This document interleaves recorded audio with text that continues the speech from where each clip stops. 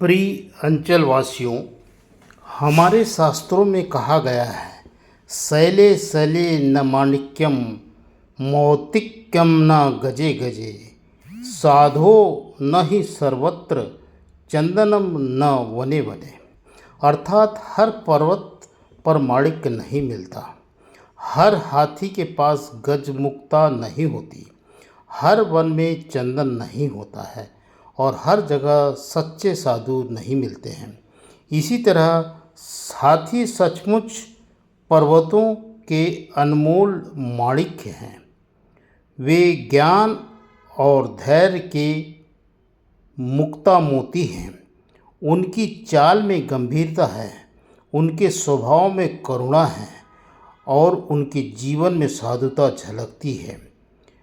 जब वे हमारे गांव के आसपास आते हैं तो वह केवल जंगली जीवों की यात्रा नहीं होती है, बल्कि प्रकृति के आशीर्वाद होता है।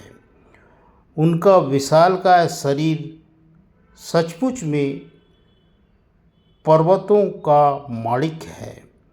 उनके धैर्य और करुणा में मुक्ता मोती झलकती है और उनकी सूंड में आशीर्वाद की चंदन की सुगंध बिखेरी जाती है।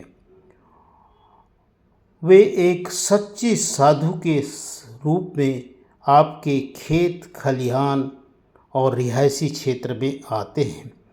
उनके दर्शन मात्र हमारे जीवन को पवित्र करता है।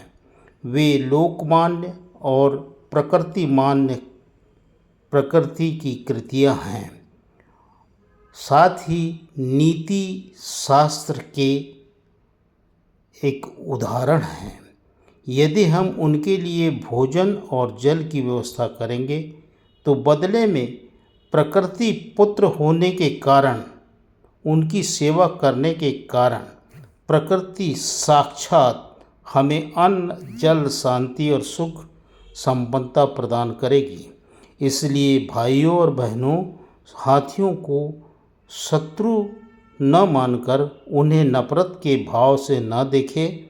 उन्हें साधु स्वरूप अतिथि मानिए और उनको दूर से सम्मान दीजिए, क्योंकि उनके आने से केवल जंगल ही नहीं, हमारा जीवन में आलोक छा जाता है और हम प्रगति पथ, विकास के पथ में आगे सतत बढ़ते रहते हैं। धन्यवाद।